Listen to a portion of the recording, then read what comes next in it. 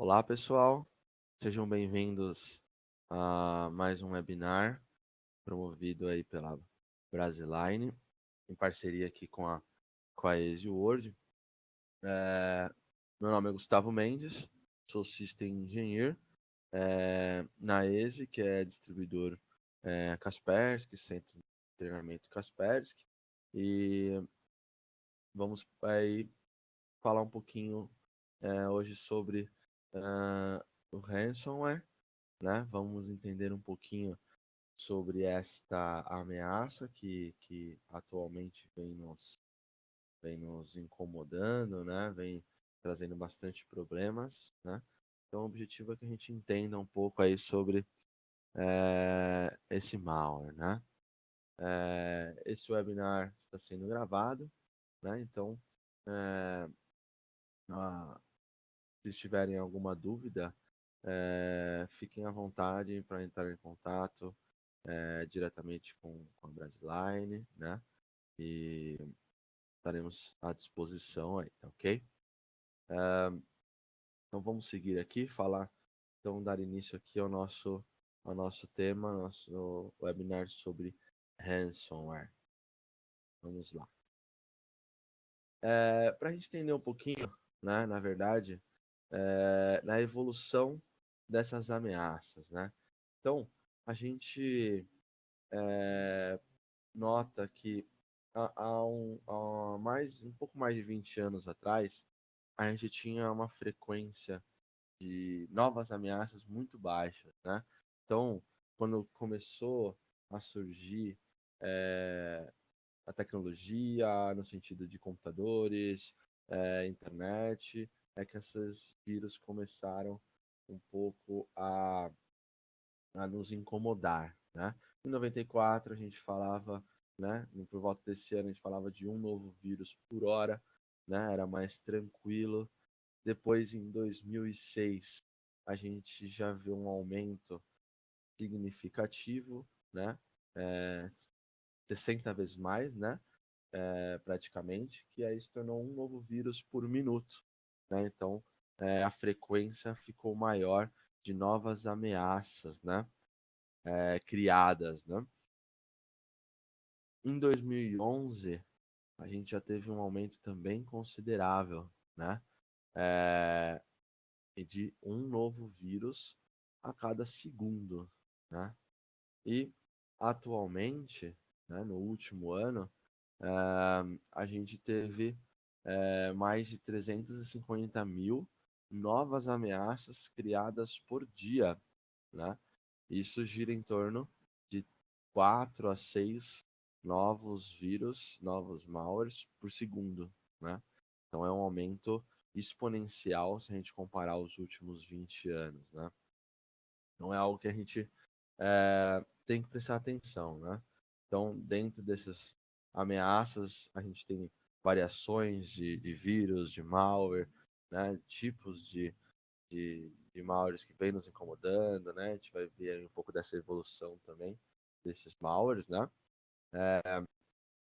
Mas a ideia é que vocês percebam essa quantidade de vírus, né, que foram sendo criados ao longo dos anos, né?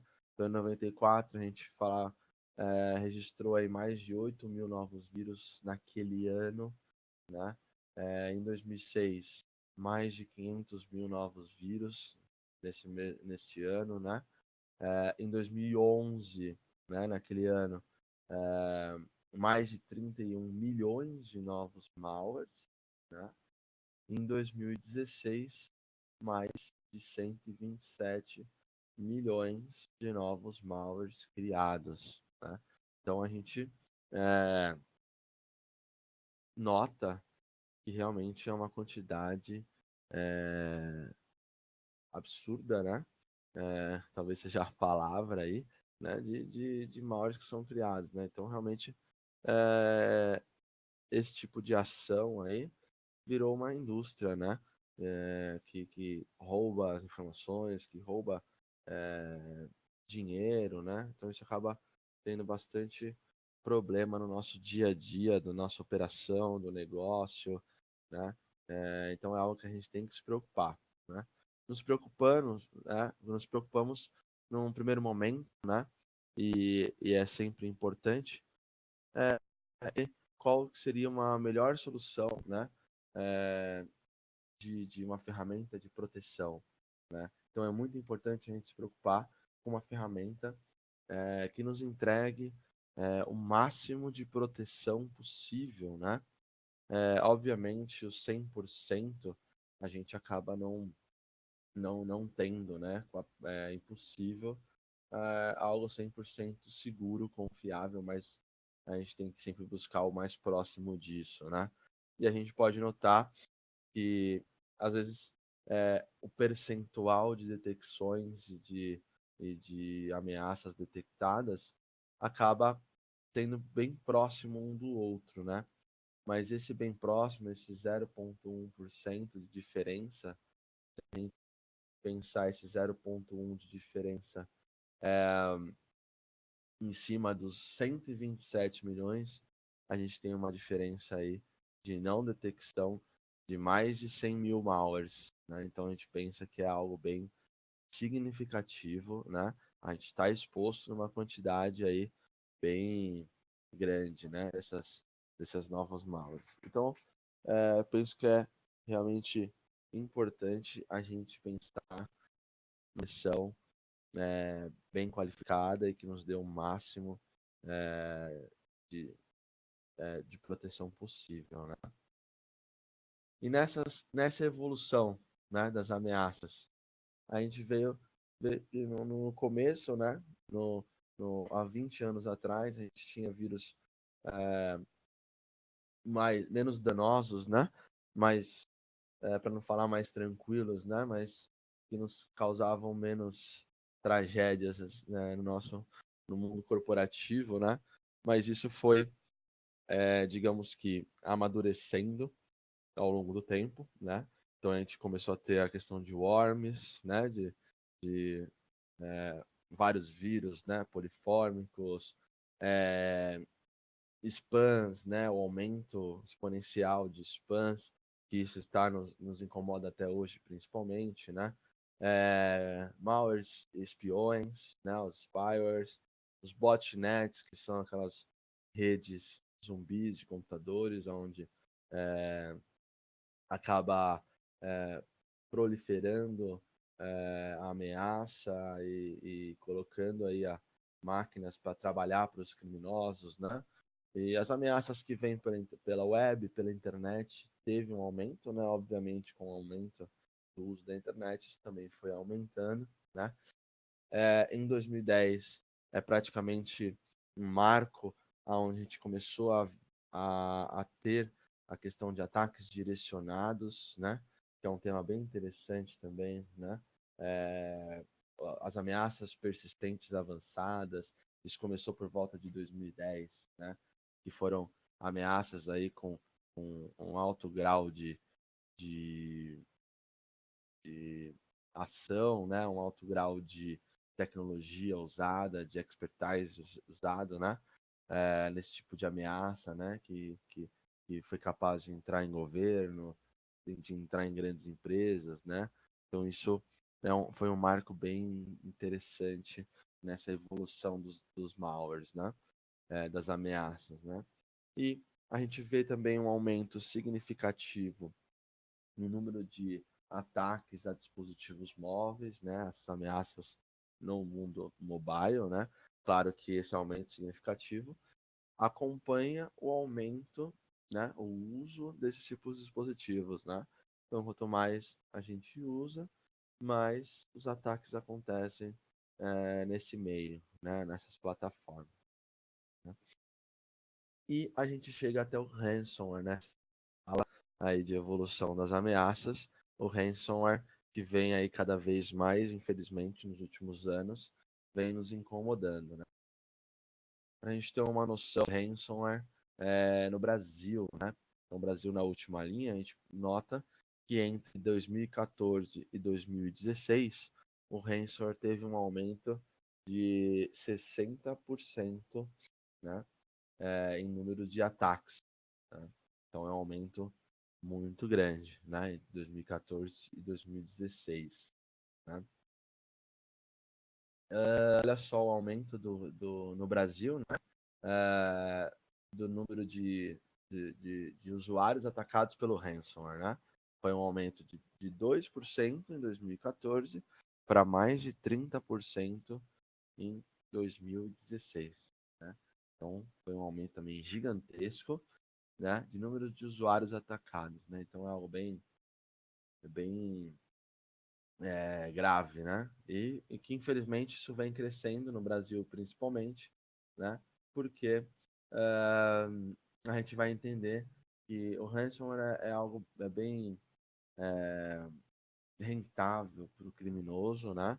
É fácil de fazer, fácil de distribuí-lo, né? E acaba sendo difícil de alguém pegar, né, o, o cybercriminoso, e é por isso que acaba tendo é, aumento, né, significativo. A gente vai entender melhor mais para frente.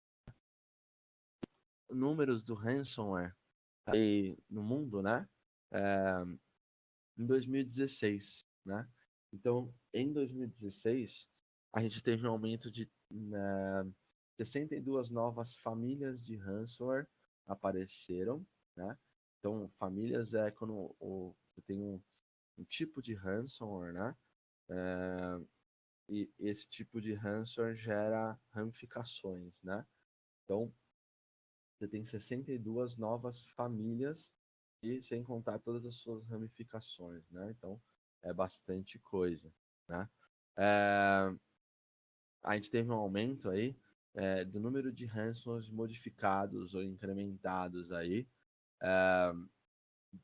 do primeiro quarter de 2016, onde foi encontrado aí mais de 2.900 modificações, em comparado com o terceiro quarto de 2016, onde foram modificados mais de 32 mil ransomwares, né? Então, olha o aumento que interessante em 6 meses, né? É, em números de ataques individuais. Então, no primeiro quarto de 2016, era um ataque a cada 20 segundos. Depois, no terceiro quarto, é um ataque a cada 10 segundos, né? E ataques a empresas, e no primeiro quarto era um ataque a cada 2 minutos, e no terceiro quarto, um ataque a cada 40 segundos. Então veja que no 2016 a gente viu os números anteriores, né? Entre 2014 e 2016, a gente já vê que 2016 e pensando já em 2017, com certeza esses números vêm aumentando ainda mais, né? E um último dado, um em cada 5 empresas é, pagam pelo resgate dos seus arquivos, né? E não recebem seus arquivos de volta, né? Então a gente vai entender também por que que solicitam um pagamento, né? E qual a nossa reação, né? Quanto a isso, né? Mas é um dado bem importante para a gente já pensar, né? Nessa questão de pagar e não receber. Falando sobre o malware em si, né? As suas formas de ações, é, o ransomware, que nada mais é do que o seu nome, né? Vem do malware de resgate, né? Ransom resgate, né? Ele é um tipo, o ransomware é um tipo de um malware, né? Que ele infecta a máquina e o ransomware, depois que ele infecta, né? O malware, depois que ele infecta a máquina, existe esse mais famoso ransomware, que são os cryptolockers, né? Que ele criptografa os arquivos no sistema, é, ou o sistema todo, né? Enfim, e cobra um valor de resgate para que seja devolvido o acesso aos seus arquivos, né? Então, os seus dados são sequestrados, né? Sequestrados. Existem tipos de ransomware. Digamos que os ransomwares mais antigos, né? que eles sequestravam os seus dados, cobravam um valor de resgate, mas eles não criptografavam, né? Apenas é, bloqueavam os arquivos, né? É, e a diferença para os cryptolockers, né, que é o ransomware atual, é o que realmente vem nos incomodando, é porque criptografa os arquivos, ou seja, é, acontece ali um processo de codificação, cifragem dos arquivos do computador, e aí você não consegue ter acesso a não ser que você tenha uma senha de descriptografia, uma chave de descriptografia para ter o arquivo de volta, né? Então é algo bem complexo, né? A criptografia é algo difícil de ser quebrada, né? E por isso que dá tanta dor de cabeça, né? Para quem está tentando decifrar algum código ou para quem realmente perdeu seus arquivos, acaba sendo um problema muito grande, tá? Esse tipo de malware, né? O, o ransomware acontece basicamente de duas formas, né? E são formas bem comuns, né? É, uma forma muito comum é o uso, né, o download ou acesso a páginas que tenham esse malware na sua codificação, né, que tem um ransomware, faz um download de alguma aplicação ou algum arquivo e esse arquivo vem infectado em alguma página, né? Então, atualmente, e a gente vai falar mais para frente, a gente teve uma grande ameaça aí que rondou aí as empresas, né? Que era o Bad Rabbit, né? A gente vai falar mais para frente, mas o Bad Rabbit ele foi capaz aí de infectar milhares de computadores através de um download de uma aplicação falsa, né? É, e infectou bastante, né? Então é algo que a gente tem que se preocupar, né? Tem que prestar atenção nesse tipo de comportamento, né? Outro meio de contaminação de ransomware é através de e-mails falsos, spams, phishing, né? A engenharia social que está por trás de um e-mail é um dos principais fatores de contaminação do ransomware, né? Então é importante prestar atenção nisso também, né? Tanto a empresa como prevenção, ou seja, ter uma ferramenta que faça uma análise e bloqueio de spams, como o usuário com seu acesso aos seus e-mails de forma consciente, né? Sempre alerta a esse tipo de ações, né? A esse tipo de risco, né? E essas duas formas fazem com que você tenha o seu computador infectado. A infecção quase que naturalmente, atualmente esses malwares já infectam servidores, né, onde tem os seus arquivos, arquivos da empresa, né, servidores com mapeamentos, com pastas compartilhadas, e aí rapidamente tudo está intacto, né?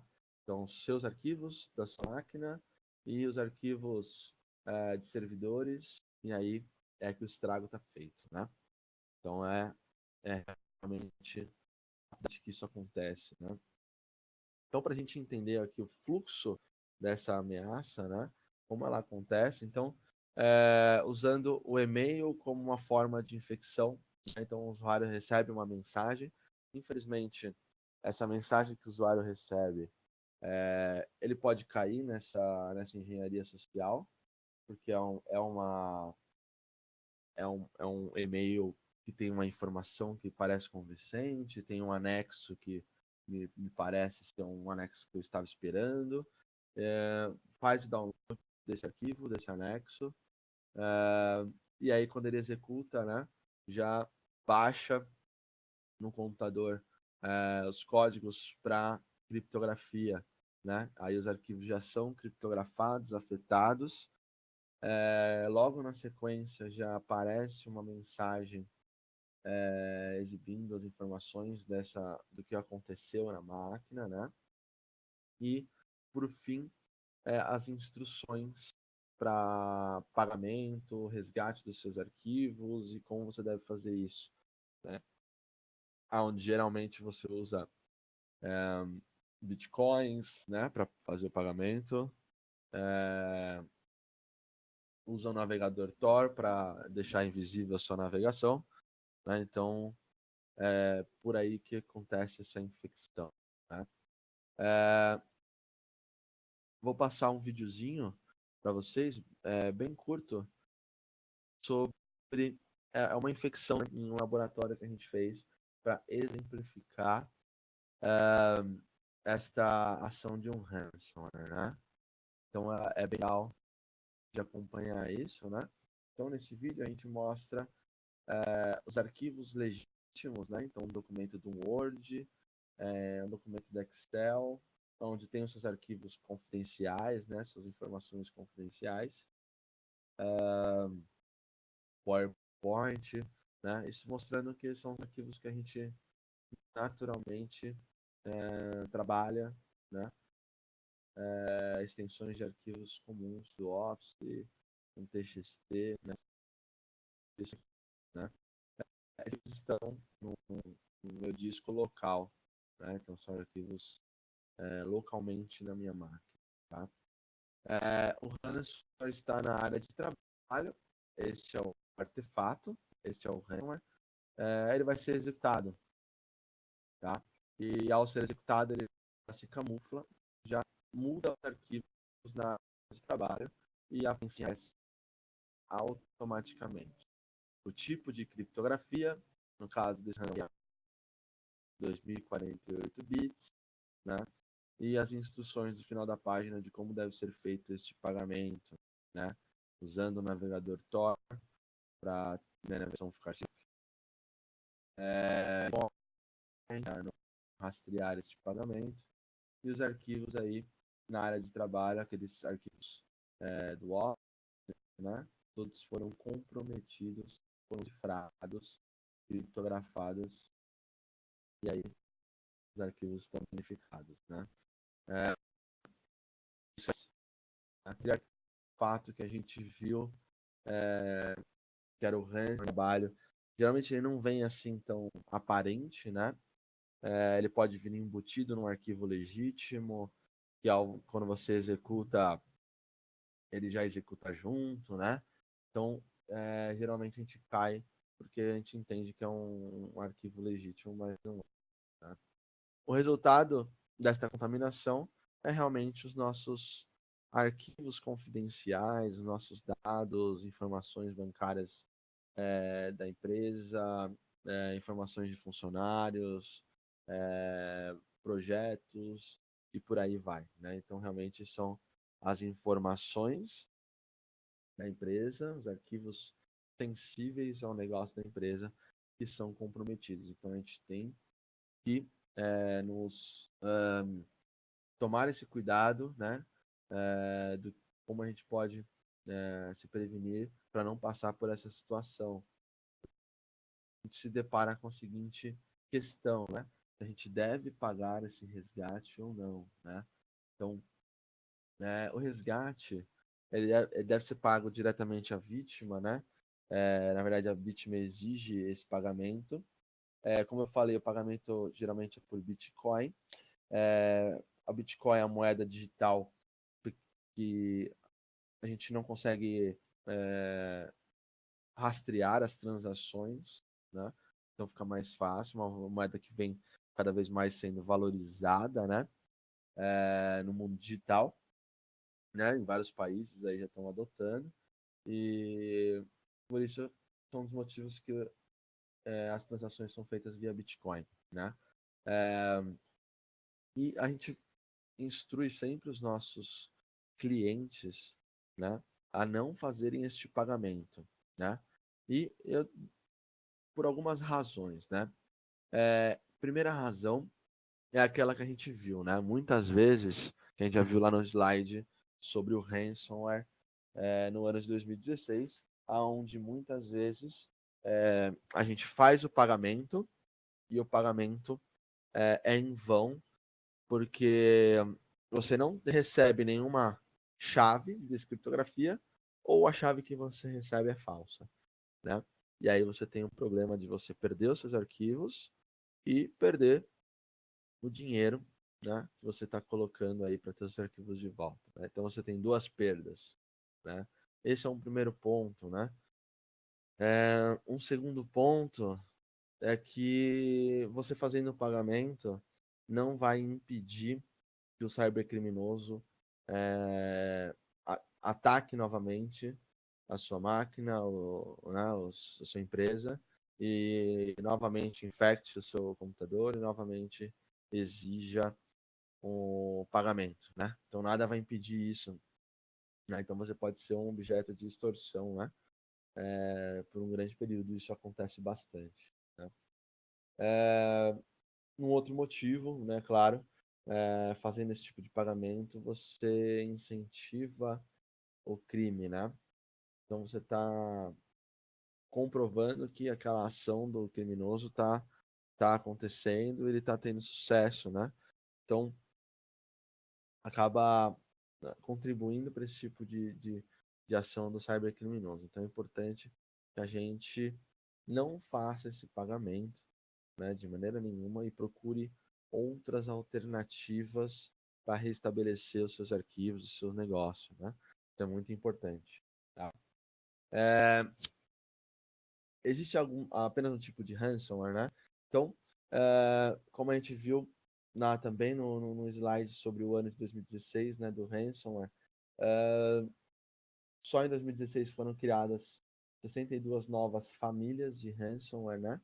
E realmente tem centenas de tipos de ransomware, né?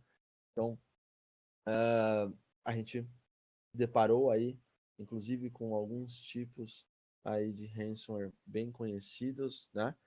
A gente teve problemas mundiais com ransomware, né? Que foi o caso do WannaCry, foi o caso do Petya, foi o caso do Bad Rabbit, né? Que a gente mencionou já um pouquinho, né? Então, são casos recentes que deram muita dor de cabeça, né? Então, para a gente falar um pouquinho, eu vou dar destaque para três tipos de ransomware, né? Aqui. Então, o Torlock ransomware, estou destacando porque é um ransomware famoso que foi feito no Brasil, né? Então, a gente também é um mercado do criminoso de criação de ransomware, né? Então, o Torlocker ele foi feito, né? E ele foi identificado por um analista de malware da Kaspersky aqui no Brasil, né?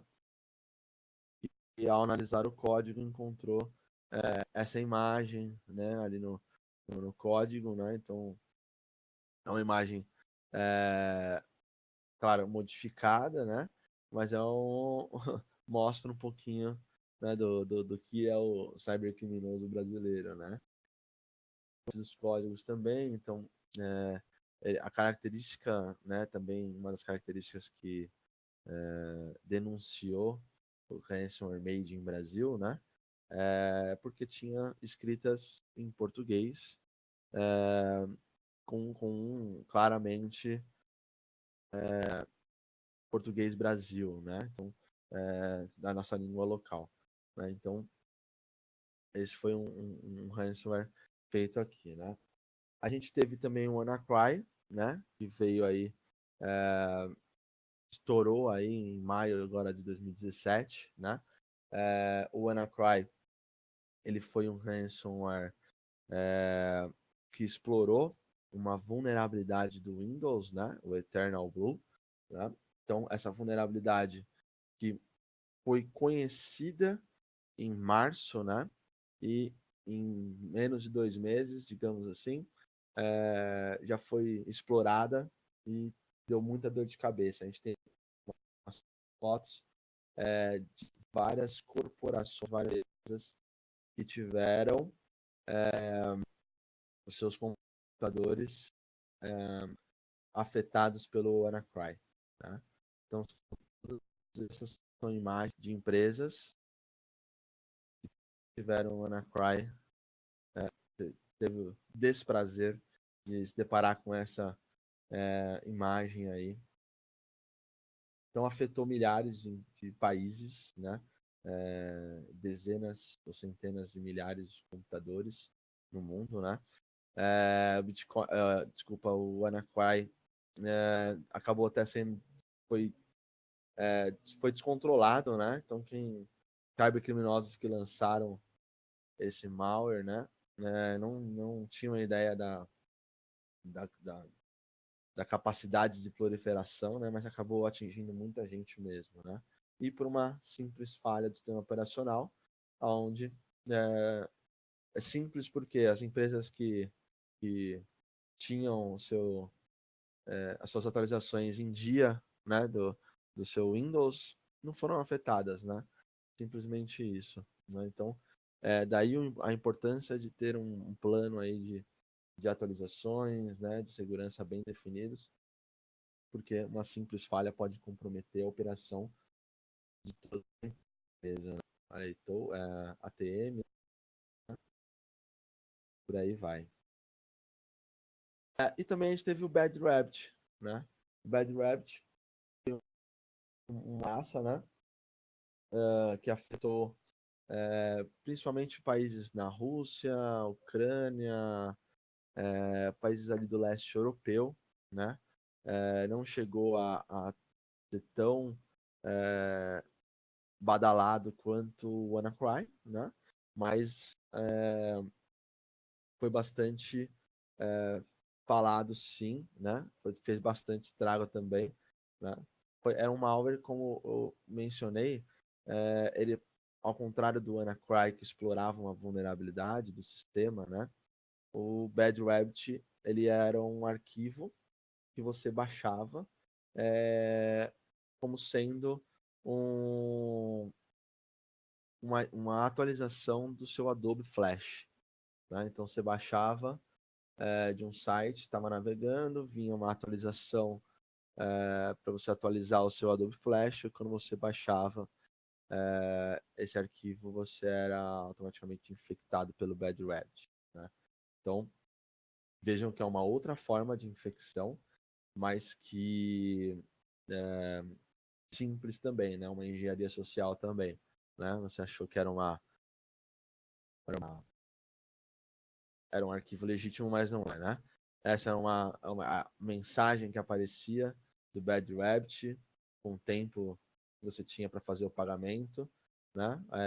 O valor em Bitcoin para você fazer o pagamento, né? Então afetou aí bastante gente também o Bad Rabbit, né?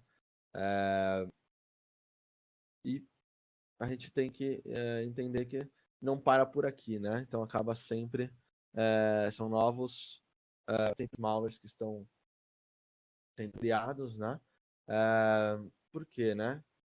Existe um problema no cybercrime, né? Que existe sempre um crime organizado, né? Por trás, ou terroristas por trás financiando esse tipo de crime, né? Então por isso que vem crescendo, né? E cresce de forma exponencial, né? Justamente porque acaba sendo fácil de você obter o retorno, né? Obter aí lucratividade com esse tipo de crime, né? E acaba sendo meio, impunitivo também, né? E é só como uma forma de ganho dentro desse mundo de cybercrime é o marketing multinível. Então isso acontece também, né? Então você tem uma pessoa que o cabeça, né, que faz o código e ele vai vendendo parte do código e vai lucrando, né, conforme as pessoas que estão abaixo aí na sua ramificação, na sua pirâmide, vão te dando parte dos lucros para você que é para a pessoa que é o cabeça dessa pirâmide, né, nesse marketing multinível. Então, é um sistema conhecido, né, e que é aplicado também no cybercrime, né, nesse tipo por isso que acaba crescendo muito, né, acaba sendo muito rentável, né. E aí a gente tem que pensar em formas de prevenção, né? Não, ninguém aqui está sozinho, né? Pelo contrário, existe muita gente que luta contra cybercrime e luta contra o ransomware, né?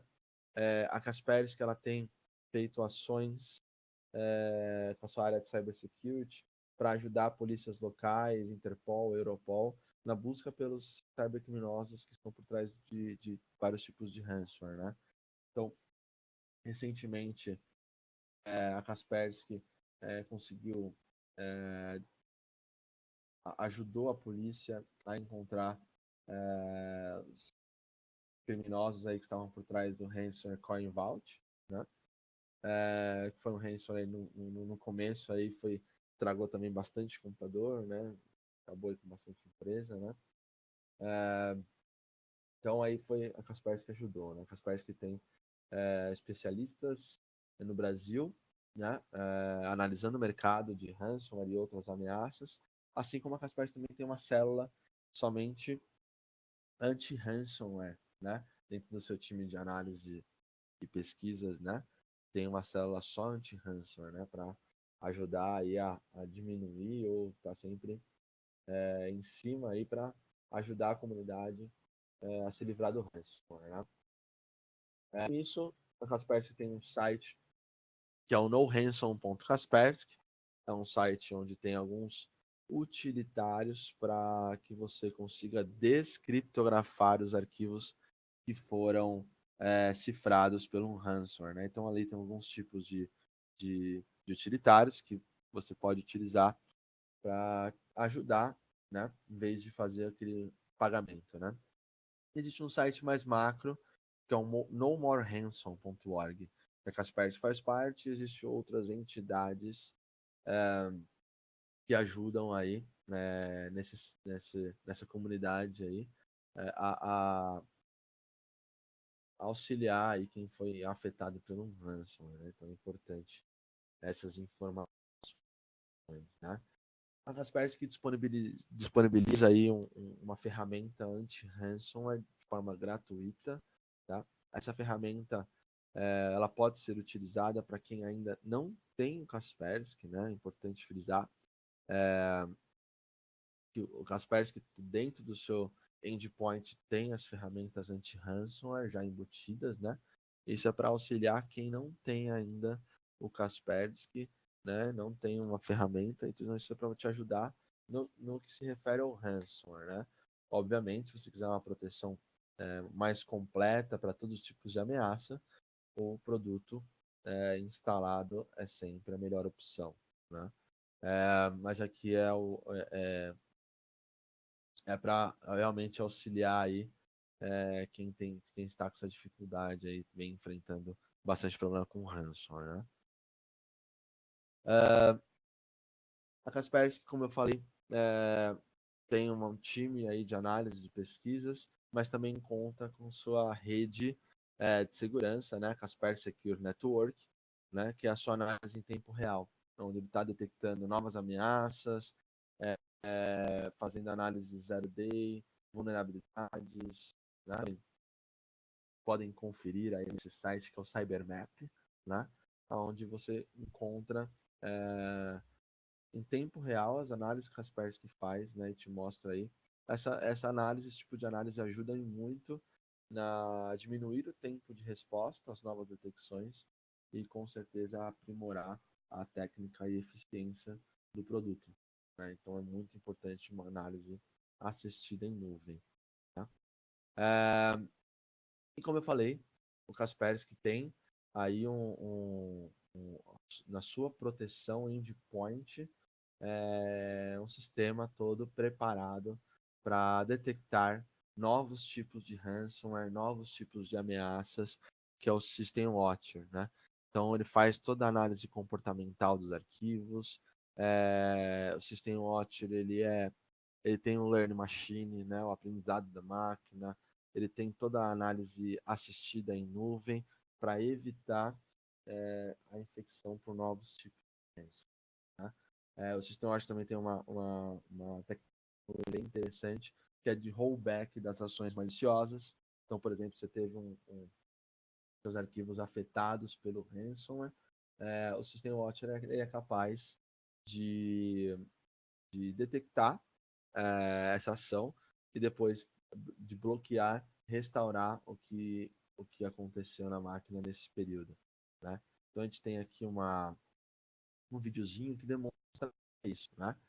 Então, nesse vídeo, primeiramente é uma infecção novamente do ransomware numa máquina sem proteção, tá? Então, o ransomware ele vai ser executado, tá? Nessa execução, os arquivos vão ser criptografados, como vocês acabaram de ver, né? E você não consegue mais abrir esses arquivos, né?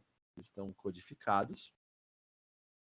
E aí você teve os arquivos totalmente danificados, né? Onde a mensagem aparece no arquivo, no browser, né?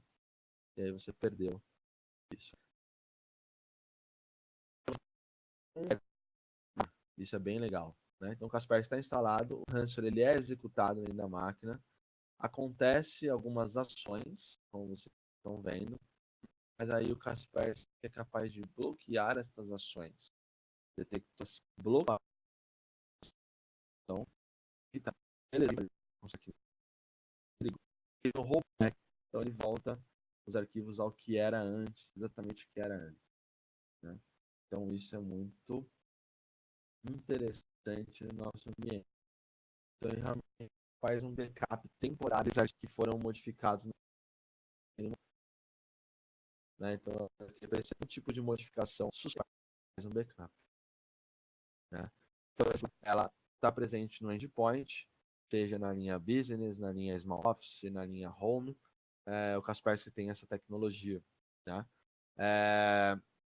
E o Kaspersky também tem a tecnologia anti-cryptor para os servidores. Então, se você tem aí os servidores, tem o Kaspersky, é importante você instalar essa versão for Windows Server, onde detecta qualquer ação de criptografia nos arquivos do servidor, né? Então, é importante também você proteger tanto as estações de trabalho quanto os servidores com uma proteção adequada, tá? Isso é muito importante, ok? Para a gente entender e fechar esse conceito, né? Obviamente a gente precisa pensar num antivírus, um anti-malware com capacidade de defesa contra o ransomware, né? E bem como outros tipos de malware, né? Mas não só não é só o antivírus que vai segurar, né? É preciso ter um conjunto de ações, isso é muito importante, né? Então, primeiro, que é muito importante, ter essa conscientização dos acessos que acontecem nas máquinas por parte dos usuários, tá? Então, é importante um treinamento de segurança, né? Um treinamento de conscientização do que deve ser olhado, acessado, que deve ter de cuidado dentro da navegação hoje, dentro da empresa e de forma pessoal também. Isso é muito importante, porque é necessário ter cuidado com os e-mails que são abertos, softwares não originais que são instalados, seus dispositivos móveis, né? É muito importante que os usuários tenham esse cuidado, né? Porque é por ali que acaba entrando uma ameaça, né? Cuidado com as páginas que solicitam ou exigem o download de algum programa, né? A gente viu que o Bad Rabbit realmente ele infectou milhares de máquinas por essa opção, né? Que é um download de um programa para uma página, né? Então, o download de algum software, uma atualização de algum software, ele é sempre feito ou pelo administrador ou diretamente na página do fabricante, né? Nunca de uma outra página de terceiros, né?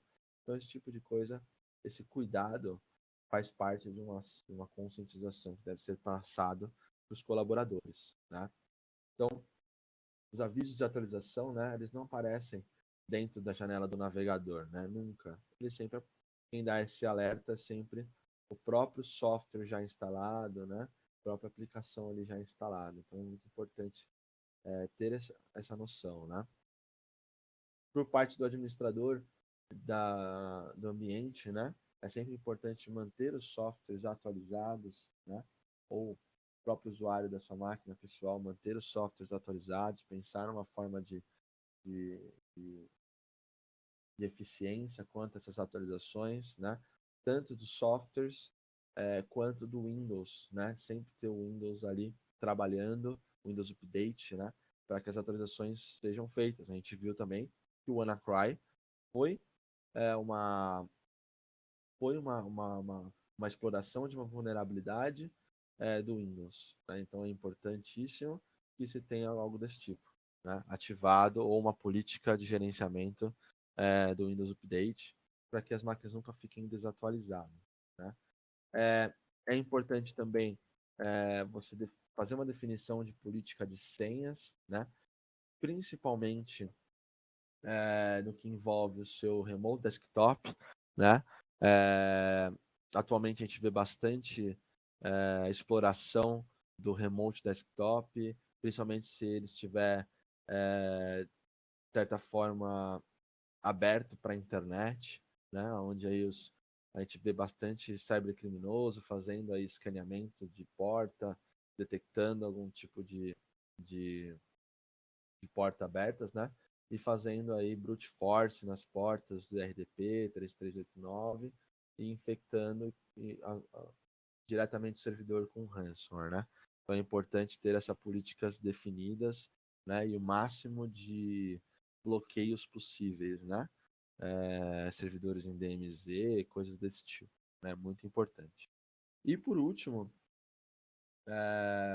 se o pior acontecer, é sempre importante ter um backup atualizado ou não, né? Sempre mais que um backup, 2 backups, 3 backups, backup offline, né? Backup fora da empresa, né? Para que se o pior acontecer, você consiga restaurar o seu ambiente e não ter que submeter ao pagamento do resgate. Então isso é extremamente importante, tá? Então todos esses pontos, se todos eles tiverem esse cuidado, né? A chance de uma infecção é praticamente zero, né? Então é importante se atentar a todos esses pontos. Bom, as dúvidas, como eu falei, vocês podem, não falei no começo, né? As dúvidas vocês podem mandar para a gente, né? Podem mandar para a Brasiline, né? Estamos à total disposição para responder qualquer tipo de questionamento, ajuda, né? No que for preciso nessa parte de segurança, né? Estamos sempre à disposição, né? Eu gostaria de agradecer aí a oportunidade de falar um pouquinho sobre esse tema que é tão importante hoje em dia, né? Então, espero que eu tenha agregado aí bastante. E caso tenham dúvidas, estou à disposição para o que precisar, tá? Então, fiquem à vontade. Até a próxima oportunidade, até o próximo webinar, né? E bons negócios a todos.